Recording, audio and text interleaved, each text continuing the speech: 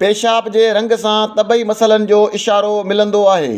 पेशाब जो रंग पाणी पीअण जे आदतनि, ख़ुराक ऐं दवाउनि जे नतीजे में तब्दील थींदो आहे, पर पेशाब जे हल्के फिके रंग खे सेहतमंद सम्झियो वेंदो आहे।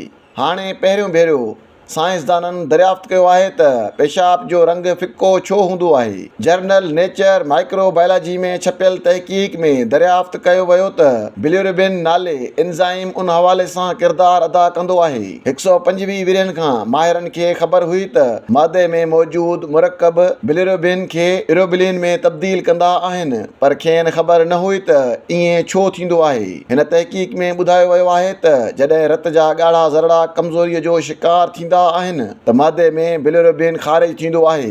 हक़ीक़त में जेकॾहिं रत में उन एंज़ाइम जो मिक़दारु वधी वञे त खल ऐं अखियूं फिकियूं थी वेंदियूं आहिनि। मुहक़क़िक़नि ॿुधायो त जीनोम सीक्वेंसिंग सां उन एंज़ाइम जे दरियाफ़्त में मदद मिली। उन्हनि चयो त असां दरियाफ़्त कयो त मादे में मौजूदु बैक्टीरिया असांजे रोज़मर्रा जी ज़िंदगी ते असरअंदाज़ थींदा आहिनि। मुहक़क़िक़नि ॿुधायो त मादे में मौजूदु बैक्टीरिया बिलिरुबिन खे बेरंग इरोबिलिनोजिन में तब्दील कंदा आहिनि ऐं उन जे नतीजे में पेशाब जो रंग फिको थी वेंदो आहे।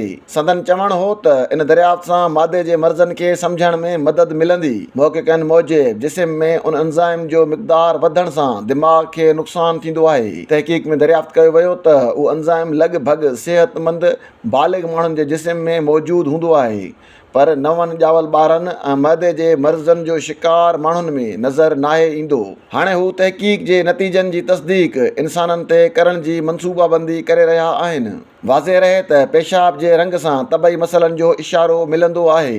गहरे फिके रंग जो मतिलबु हूंदो आहे त अव्हां जो जिस्म पाणीअ जे खोट जो शिकार आहे, जॾहिं त ॻाढ़ो रंग रत जो इशारो ॾींदो आहे। भूरे रंग सां जहिरे जा मसइला या पेशाब जी नाली जे मसइलनि जो इशारो मिलंदो आहे।